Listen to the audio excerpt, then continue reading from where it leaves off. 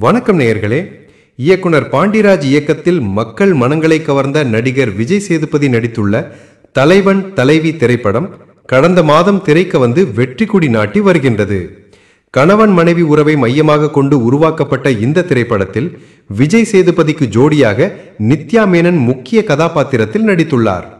அத்துடன் செம்பன் வினோத், தீபா, சரவணன், யோகி பாபு, ஆர்.கே. சுரேஷ், மைனா நந்தினி, காளி வெங்கட் உள்ளிட்ட பலர் சிறப்பான நடிப்பால் பாராட்டை பெற்றுள்ளனர்.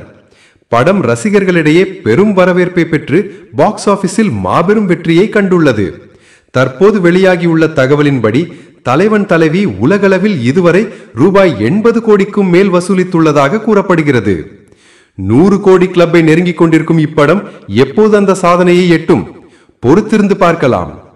தலைவன் தலைவி ஒரு உணர்வும் வெற்றியும் நமக்கெதிரில் வெண்படமாக தெரியும்.